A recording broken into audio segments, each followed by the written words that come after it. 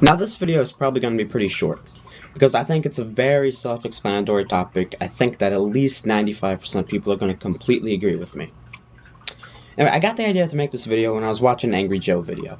He was talking about the one of the DLC packs for Fallout 3.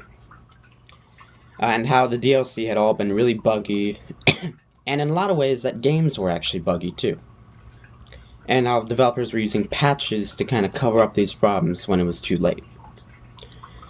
Well, I shouldn't say too late, I should say after the game's released. Which really is too late in my opinion. And that's what this video is about. The point is, developers are releasing really buggy games. And this is, again, something that's kind of specific to this generation. I just made another video about how demos are dying out this generation, but now even the main games are being affected. It's like developers are feeling this pressure to rush out these games. Maybe it's competition, maybe it's because the hardware is more advanced, so the games take longer to make. Maybe it's just, so there's more money involved now.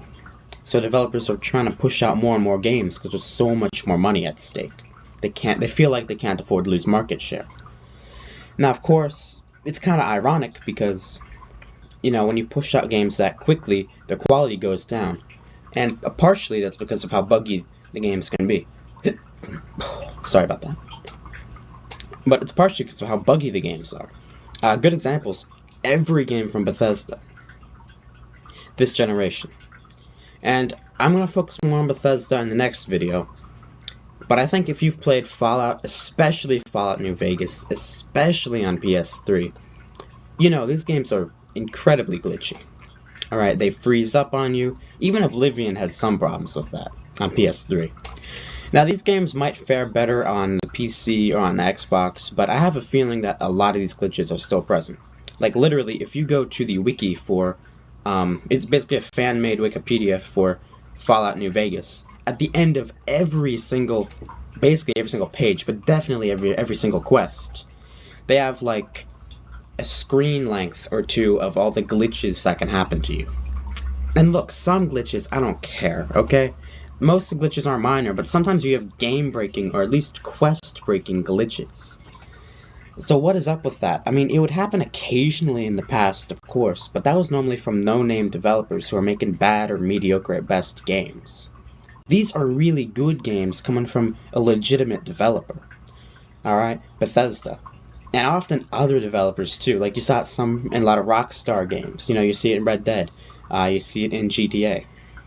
So what's going on in this generation? Are they just rushing it out? But either way, that's not actually the point. The point is that it's completely unacceptable for developers to rush out these games and then feel like they can just patch the game a month later and everything will be okay. And unfortunately, a lot of reviewers actually take that into consideration. Like, why on earth would you review the game the day it comes out and then say, well, normally I'd give it a lower review score because of the bugs, but I'm sure they'll fix it later.